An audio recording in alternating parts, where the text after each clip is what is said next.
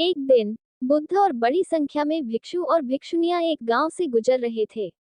बुद्ध ने बैठने के लिए एक बड़े छायादार पेड़ को चुना ताकि समूह गर्मी से कुछ देर आराम कर सके।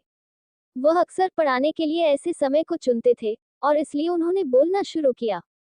जल्द ही ग्रामीणों ने अतिथि शिक्षक के बारे में सुना और कई लोग उन्हें सुनने के लिए इकट्ठा हो गए। जैसे जैसे भीड़ बढ़ती जा रही थी, एक मनचला युवक किनारे खड़ा होकर देख रहा था। उसे ऐसा लग रहा था कि शहर से उसके गांव की ओर यात्रा करने वाले बहुत सारे लोग थे और प्रत्येक के पास बेचने या सिखाने के लिए कुछ न कुछ था। भिक्षुओं और ग्रामीणों की उमड़ती भीड़ से अधीर होकर वह बुद्ध पर चिल्लाया, चले जाओ, आप बस हमारा फायदा उठाना चाहते हैं। आप शिक्षक यहाँ कुछ सुंदर शब्द कहने के लिए आते हैं और फिर भोजन और पैसे मांगते हैं। लेकिन बुद्ध इन अपमानों से विचलित नहीं हुए। वह प्रेम कृपा की भावना प्रकट करते हुए शांत रहे। उन्होंने विनम्रतापूर्वक उस व्यक्ति से आगे आने का अनुरोध किया।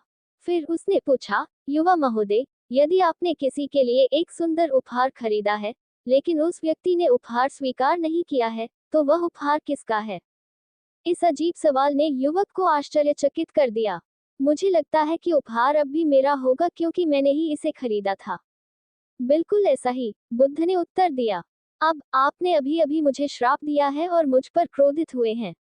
लेकिन यदि मैं आपके श्राप को स्वीकार नहीं करता हूँ, यदि मैं बदले में अपमानित और क्रोधित नहीं होता हूँ, तो ये श्राप आप पर वापस आ जाएंगे, ठीक उसी तरह जैसे कि उपहार का वापस लौटना। मालिक, युवक ने अपने हाथ जोड़े और धीरे से बुद्ध को प्रणाम किया।